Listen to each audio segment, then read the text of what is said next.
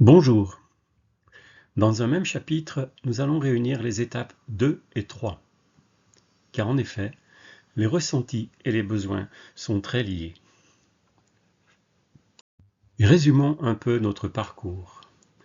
Au chapitre 2, sur le but de la CNV, nous avons vu que ce qui nous rend heureux, c'est lorsque nos besoins sont satisfaits. Et nos besoins, ce sont en fait des valeurs humaines.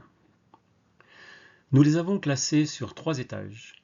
Besoins matériels, besoins relationnels, besoins existentiels.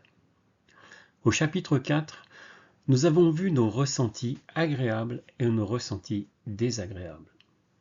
Dans ce chapitre 5, nous allons voir qu'à chaque fois que je ressens quelque chose, cela correspond à un besoin pour moi. Si mon besoin est satisfait, mon ressenti va être agréable. Je vais me sentir en confiance. Je vais sentir du bonheur, de la joie, de l'enthousiasme, de la paix, par exemple. Mais si mon besoin n'est pas satisfait, eh bien je vais ressentir quelque chose de difficile, de désagréable. Par exemple, je vais sentir de la tristesse, de la fatigue, de la peur, de la solitude, de l'agacement. Ou alors, je vais ne rien ressentir. Ça m'évite de trop penser. Voici quelques exemples. J'ai peur en voiture parce que j'ai besoin d'avoir confiance au chauffeur et j'ai besoin de la protection du code de la route. J'éprouve de la joie parce que je suis en relation avec mes amis. Je partage avec mon conjoint. Nous faisons la fête. Je suis agacé parce que mon collègue est toujours en retard. J'ai besoin qu'on me respecte, j'ai besoin d'organiser mon temps et j'ai besoin de me sentir efficace. J'éprouve de la plénitude parce que j'ai satisfait mon besoin de me sentir utile et de donner du sens à ma vie.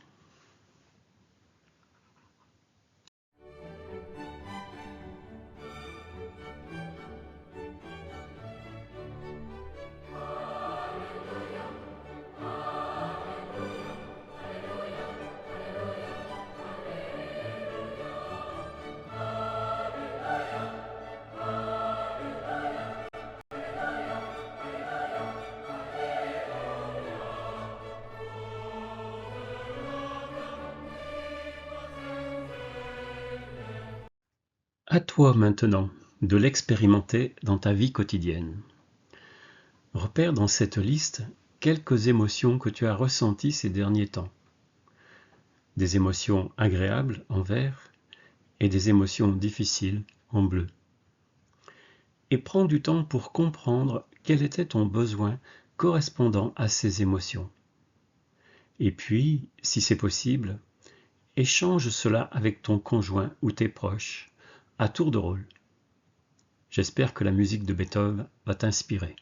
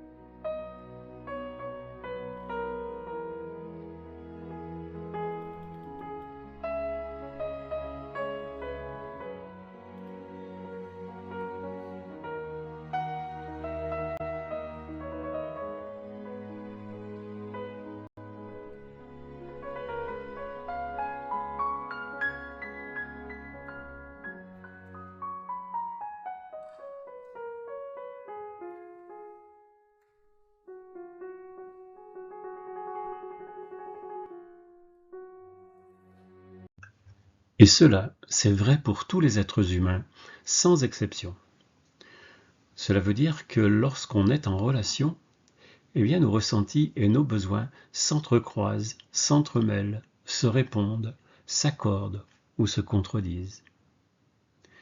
Plus on va en prendre conscience, plus on va en parler entre nous, plus on va réfléchir à cela, moins il y aura de conflits, moins il y aura de tension entre nous. C'est vrai avec mon conjoint, c'est vrai pour l'éducation de mes enfants, c'est vrai pour mes amis, mes voisins, mes collègues de travail, mon patron, etc., etc. C'est là le but et l'intérêt de se former à la communication non violente. Car plus on comprend ce qui se passe, plus on peut agir en conséquence. Alors voyons maintenant ce qui se passe dans nos relations.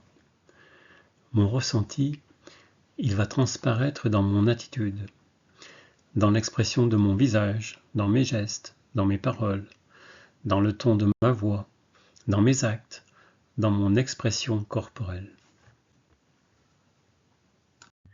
Si mon besoin est satisfait, je vais avoir une attitude positive. Cela va se traduire sur mon visage, dans mes gestes, dans mes paroles. Mais du coup, pour celui qui est en face de moi, cela va satisfaire ses besoins. Besoin de calme, besoin de paix, besoin de tendresse, besoin d'harmonie, besoin d'amour. Et donc, son attitude à lui ou à elle, elle va être positive également. Et à moi aussi, ça va satisfaire mes besoins. Besoin de calme, besoin de paix, besoin de tendresse, besoin d'harmonie, besoin d'amour. Et mon attitude sera à nouveau positive, car mes besoins seront satisfaits, et ça va continuer. On appelle cela un cercle vertueux. L'amour entraîne l'amour, la tendresse entraîne la tendresse, la paix entraîne la paix. Mais ce n'est pas toujours ainsi. Car si mon besoin n'est pas satisfait, et que je suis triste ou en colère, par exemple, cela va se traduire dans mon attitude. Je vais peut-être froncer les sourcils, faire des reproches, me plaindre, hausser la voix, et même faire preuve de violence verbale ou physique. Ou bien alors, je vais m'isoler et me couper de la relation. Du coup, pour celui qui le reçoit, son besoin de calme, de tendresse, de complicité, de reconnaissance, par exemple, ne va pas être satisfait. Son ressenti sera douloureux, et à son tour, cela va se traduire dans son attitude. Et ainsi de suite. Mais là, ce n'est plus un cercle vertueux, c'est un cercle vicieux. Car la violence entraîne la violence. Et l'on se sent bien impuissant pour changer quoi que ce soit. Ça peut aller très loin, jusqu'à encore plus de violence, ou jusqu'à ce qu'on ne se parle plus, ou jusqu'à ce qu'on se sépare. Et il reste des regrets, de la rancune, des remords. Mais comment on peut en sortir ? Eh bien, on peut en sortir en disant « Allô la girafe, au secours la girafe !» Nous ne savons plus comment faire, et c'est grave. Il faut faire comme la girafe, prendre de la hauteur, prendre du recul, et comprendre ce qui est en train de se passer pour casser ce cercle vicieux. Autrement dit, chasser le chacal qui est en moi pour faire vivre la girafe. Mais c'est vrai que ce n'est pas facile, et ça demande des efforts. Il faut d'abord comprendre ce qui se passe en moi. Qu'est-ce que je ressens ? Quel est mon besoin ? Et aussi essayer de comprendre l'autre. Quel peut être son besoin ? Qu'est-ce qu'il peut bien ressentir ? Et lorsque j'ai à peu près compris cela, eh bien je peux essayer de changer mon attitude. Si j'adopte une attitude positive volontairement, j'ai des chances de satisfaire son besoin. Alors bien sûr, la responsabilité incombe à l'autre également. Lui aussi peut prendre du recul et faire des efforts. Lui aussi peut essayer d'être girafe. Mais ne nous méprenons pas. Tout ça ne se fait pas en un coup de baguette magique. Avec beaucoup de temps, beaucoup de patience, avec beaucoup d'efforts et de volonté, nous pourrons retrouver notre cercle vertueux, notre joie de vivre ensemble, et goûter l'élan vital qui est au plus profond de nous, comme le dit Marshall. Mais n'oublions pas la tortue. Elle nous dit qu'il ne faut pas se décourager, même si l'on ne voit pas tout de suite les progrès de nos efforts. La chose la plus importante à retenir se résume en 2 phrases. Comprendre mes ressentis et mes besoins, et les exprimer. Comprendre les ressentis et les besoins de l'autre, et lui exprimer. Cette vidéo est un peu plus longue, mais elle est essentielle. Alors je continue avec la question de la responsabilité.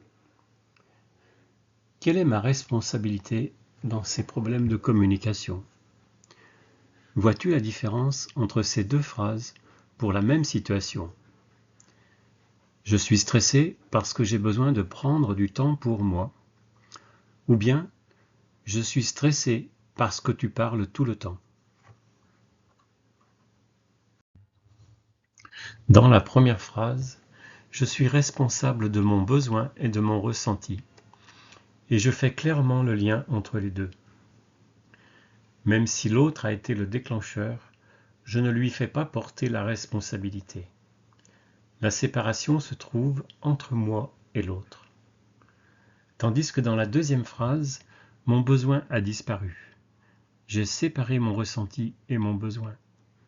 Et donc, je fais porter à l'autre la responsabilité de mon besoin qui n'est pas satisfait. C'est précisément cela qui crée une tension entre nous.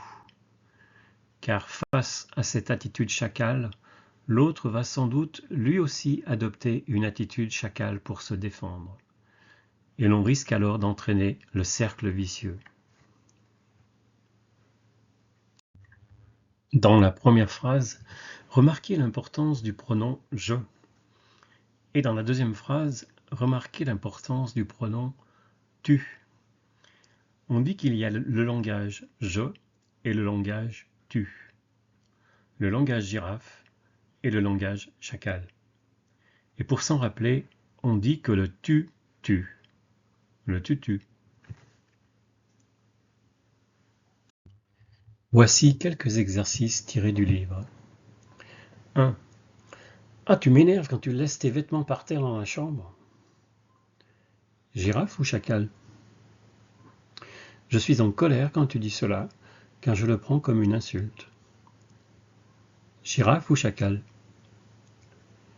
J'ai peur lorsque tu élèves la voix. Girafe ou chacal? Je suis triste que tu ne viennes pas dîner, parce que j'espérais que nous passerions la soirée ensemble. Girafe ou chacal?